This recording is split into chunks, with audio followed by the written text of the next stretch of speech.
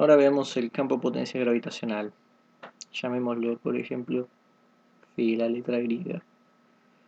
El potencial gravitacional phi en un punto de un campo gravitacional, como el que vimos antes, es definido como el trabajo que hay que hacer para traer una unidad de masa hasta un punto desde infinito, por ejemplo, desde este punto hasta infinito. En otras palabras, es la energía potencial gravitatoria de una unidad de masa en un campo gravitatorio. Si usamos lo que habíamos escrito antes como la energía potencial gravitatoria, que era menos g m1 m2 r, y si ahora dejamos que una de las masas sea igual a, por ejemplo, 1, porque siempre hablamos de una unidad de masa, entonces definimos nuestro campo potencial gravitacional como un campo escalar menos gm sobre r. Este campo potencial gravitacional es escalar, o sea que cuando nosotros teníamos el campo gravitacional teníamos vectores que nos indicaban la fuerza que sentiría una masa de, por ejemplo, 1 kilogramo o una unidad de masa de lo que sea. Entonces teníamos vectores. Ahora lo que tenemos son escalares, es decir que en cada punto hay números que van a venir dados por esta fórmula. Para ser exactos, esta fórmula es válida para si tenemos una esfera, hagámoslo más grande, tenemos una esfera de radio R mayúscula y tenemos una masa, unidad de masa, digamos, distancia R. Entonces esta fórmula del campo potencial gravitacional es válido para distancias en las que R sea más grande que R grande, es decir, que esté afuera de la esfera, que esto podría ser un planeta o cualquier cosa. En estos casos se aplica esta fórmula. Ahora, para el caso en que sea un punto dentro de la esfera, es un poco más complicado, pero se puede demostrar que la fórmula del campo potencial gravitacional es phi igual a menos g m 2 sobre r cubo 3r cuadrado menos r cuadrado. En el caso que pongamos r igual r en esta fórmula, obtendríamos menos gm sobre 2r grande cubo 3r cuadrado, y ahora reemplazamos por r grande cuadrado, lo cual nos daría acá arriba 2r cuadrado, y entonces este 2r cuadrado cancelaría este cubo y el 2, obteniendo la fórmula que teníamos. Por lo tanto, estas fórmulas son iguales cuando r es igual a r grande, o sea, en el límite de la esfera. Bien, ahora recordemos que el módulo de r podemos escribirlo en coordenadas cartesianas como x cuadrado más y cuadrado más z cuadrado por Pitágoras. O sea, si nosotros teníamos un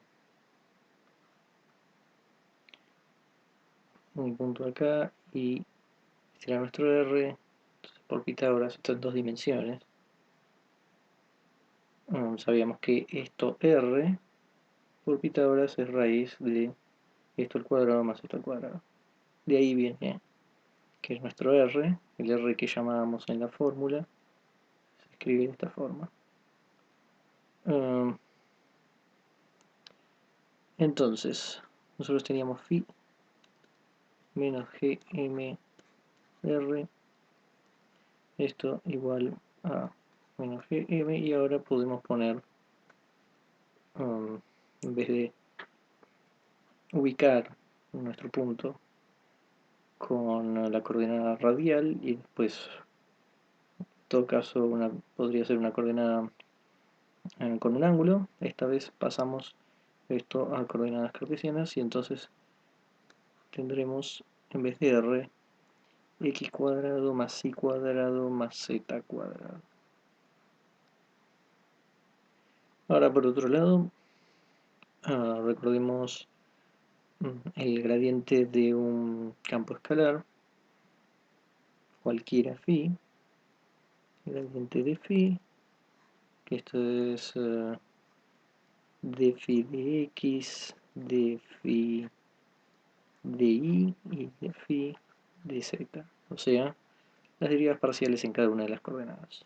Podemos aplicar el gradiente a nuestro phi, obteniendo el gradiente de phi igual a, bueno, menos gm. Podemos tomarlas afuera como constantes, no es lo que vamos a derivar, pero después tendremos d de x de 1 sobre raíz de x cuadrado más y cuadrado más z cuadrado, y luego lo mismo de y de 1 sobre raíz de x cuadrado más y cuadrado más z cuadrado, y luego tendremos exactamente lo mismo para el caso de z. Ahí está. Si uno hace estas derivadas, obtendrá gm, esta vez el menos se va. No, perdón, por ahora no lo voy a, o sea, podría sacarlo porque lo que voy a obtener es x, obtengo un menos de este lado y eso y va a pasar en cada uno de los términos, y ahí se me va a ir este menos. X sobre x cuadrado más y cuadrado más z cuadrado a la 3 medios, y voy a tener exactamente lo mismo pero con y arriba, y luego exactamente lo mismo pero con z arriba en la tercera coordenada,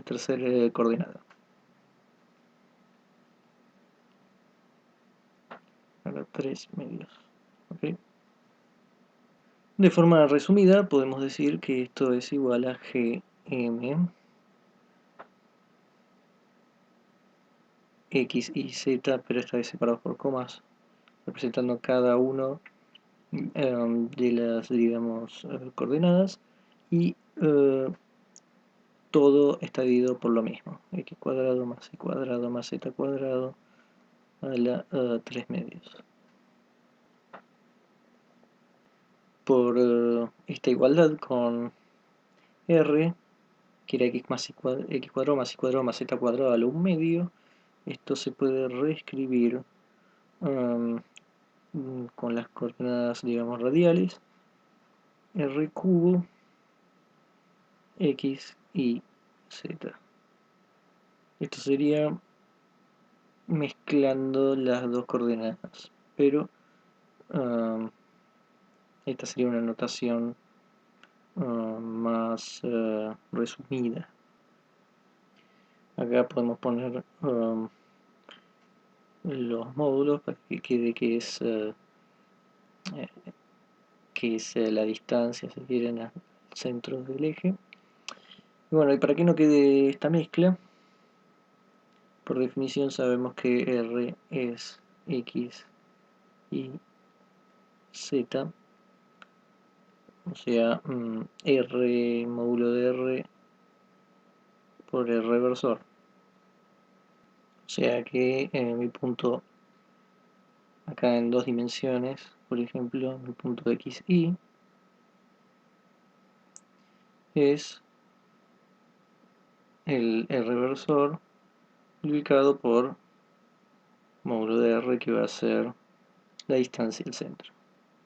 Entonces finalmente ahora sí podemos escribir esto sin tener que mezclar las cosas, obteniendo Gm módulo de R, R reversor, sobre R cubo módulo. Cancelando obtenemos Gm R reversor sobre R cuadrado módulo. Y esto es Gr, o sea, el campo gravitatorio. Entonces una ecuación está relacionada con la otra. El campo de la energía potencial, si uno saca el gradiente, uno obtiene el campo gravitacional. O sea que lo que resume todo es que G, el campo gravitacional, es igual a menos el gradiente de phi, y que esto es menos de phi en dx, de phi en di y de phi en dz. Esta es la forma en que está relacionado el campo gravitatorio con el campo de la energía potencial. Claramente acá me olvidé un menos, me faltó el término que lo hace atractivo. Bien, se puede demostrar que la divergencia del campo gravitatorio es menos 4 pi g rho. Rho es la densidad de masa en ese punto. Son bastantes cuentas, pero se puede demostrar eso. Recordemos que si tenemos un campo vectorial, como es el campo de la fuerza gravitatoria, pero si uno tiene un campo vectorial cualquiera, con b de x, e de x versor, b de y, y más bz ez, entonces el gradiente, la divergencia, que puede escribir así, o también div, se escribe como la derivada de bx en coordenada de x más dbi más dbz dz. Aquí, por ejemplo, si uno tenía un campo vectorial de esta forma, la divergencia sería positiva. Si es al revés, que todo apunta hacia adentro, sería negativa. Y por ejemplo, una que sea con vectores constantes mirando siempre, por ejemplo, para la derecha, esto es cero divergencia.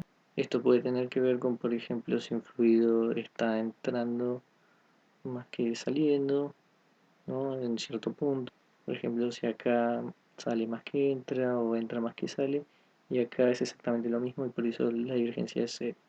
Entonces teníamos que el gradiente de G, o mejor dicho, la divergencia de G, era menos 4 pi gp, pero nosotros sabemos que G era menos gradiente de phi, y por lo tanto nosotros podemos decir que la divergencia del gradiente de phi, vamos a escribirlo de esta forma, es 4 pi g rho, sacamos el menos, y esto podemos escribirlo como las derivadas de x2 de phi y de phi de z. Esta es la ecuación de Poisson, que nos da una relación entre el potencial gravitatorio y la densidad de masa. En el caso de que ρ sea igual a 0, tenemos esto igual a 0, que es la ecuación de Laplace. Ambas ecuaciones son importantes tanto para la teoría newtoniana como la relatividad.